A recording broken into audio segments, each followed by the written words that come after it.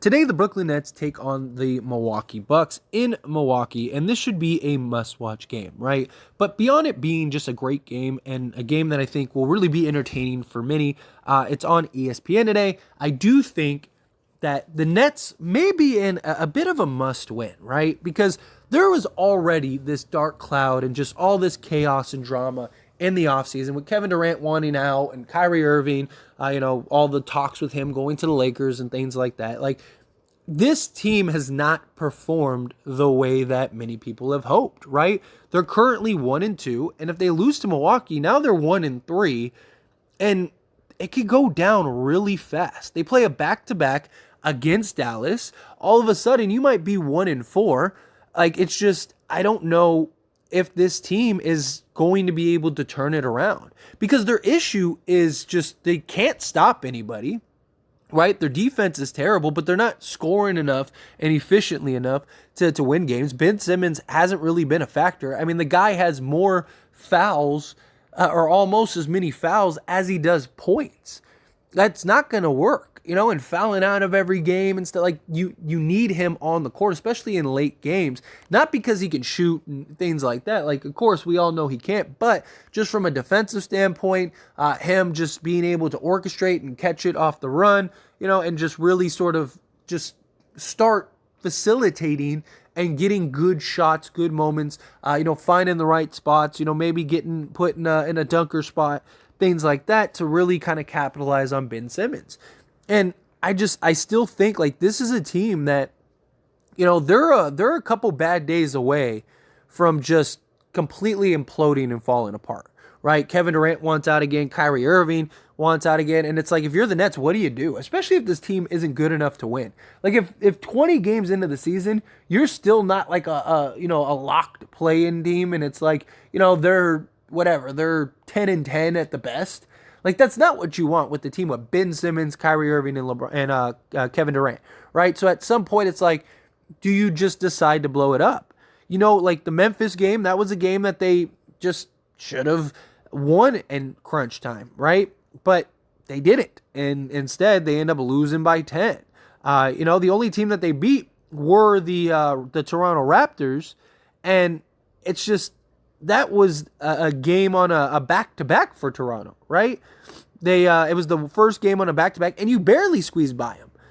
And it's just like, they're not winning in that commanding fashion that we would think that they would, And it's not like they're losing to a bunch of bum teams or something like that, right? It's not like they're just not showing up and just not playing well, and they're losing to the Pacers or something like that, right? I mean, they lost to the Pelicans, who the Pelicans look like a pretty solid team, right? They lost to Memphis, which is a pretty solid team, but now they're playing the Bucks, and if they lose to the Bucks, it's another pretty solid team. Like, if you can't beat the good teams, then you're not a good team. You know what I mean? Like, because you're gonna have to play good teams come the playoffs. And if you can't beat teams like the Bucks or the Sixers or all the upper echelon teams in the league, you're gonna have a really hard time, especially being in the East.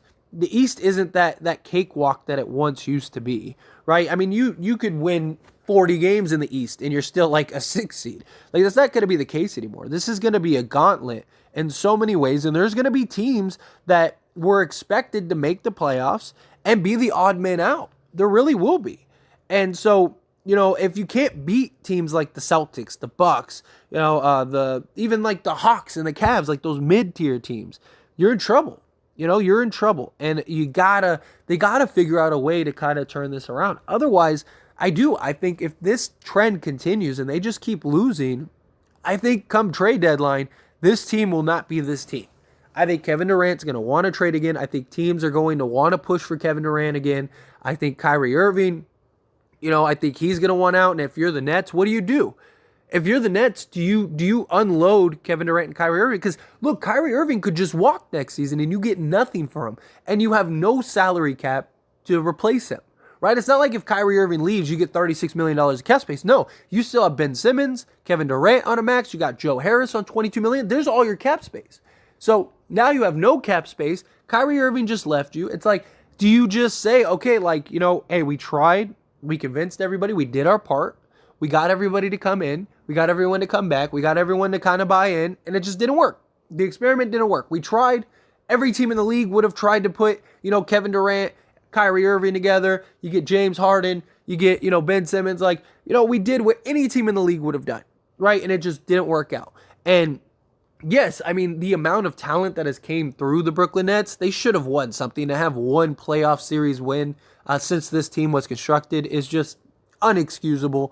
And it's just, it's been a disaster. But every team would have taken this chance. There's not a team in the league that outside of like maybe the Warriors, but even the Warriors were willing to take on Kevin Durant, to make it work. I just think there's not a team in the league that wouldn't have tried to get Kevin Durant and Kyrie Irving on the same team if they could have, right? And so to go get and trade for James Harden, and that doesn't work, and then get Ben Simmons. Like, Ben Simmons made a lot of sense, right? Ben Simmons' biggest weakness is he can't shoot. Well, guess what? We don't need shooting because that's all we have on this team. So without shooting, like, Ben Simmons provides, playmaking, he provides defense, he provides so many other things that the Brooklyn Nets didn't really have. And it was like, okay, well, if we get Ben Simmons, then now there's not that clunky fit, for one.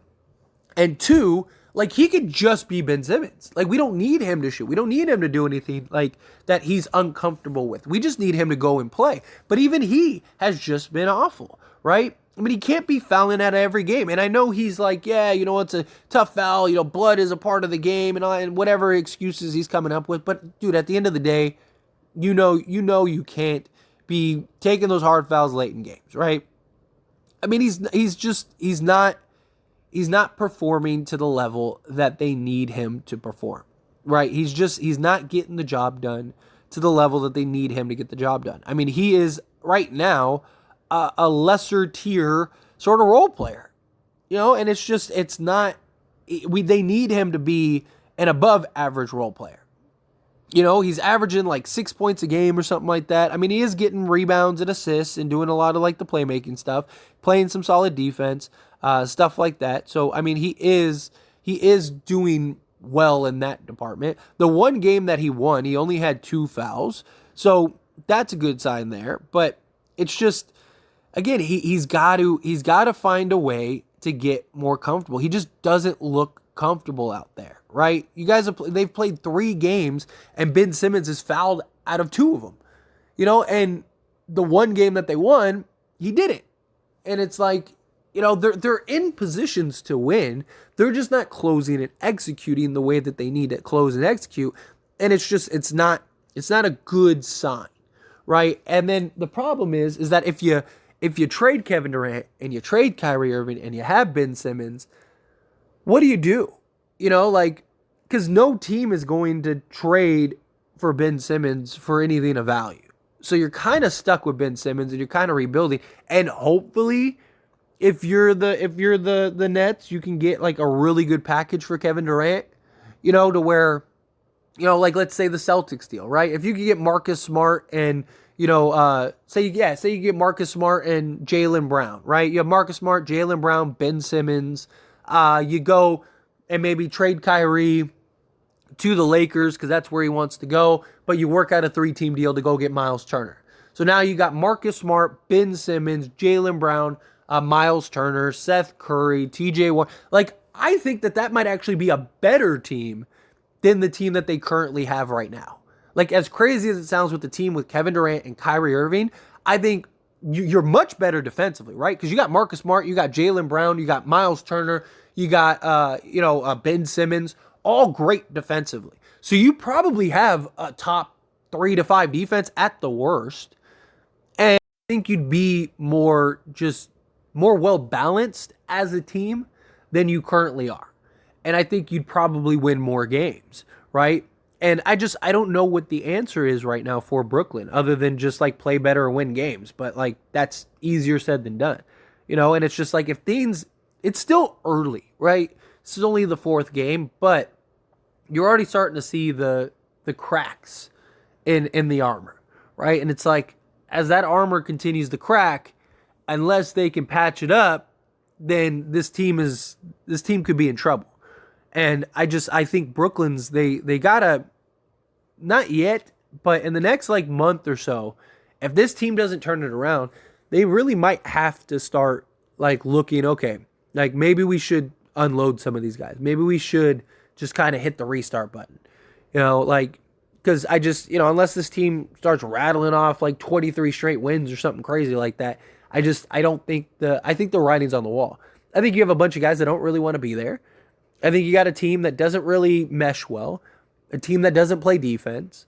You got three guys that are all kind of question marks. Like, it's a tough position for the Brooklyn Nets. But anyway, as always, this is a discussion, so I want to hear from you. Let me know your thoughts and opinions down in the comment section below. What do you think? Do you agree? Do you disagree? Do you think it's time to panic? Do you think it's time to just relax? Like, let's see what happens. Do you think this team loses tonight? Do you think they win tonight? However you feel, good, bad, ugly, somewhere in between. Let me know your thoughts and opinions down in the comment section below.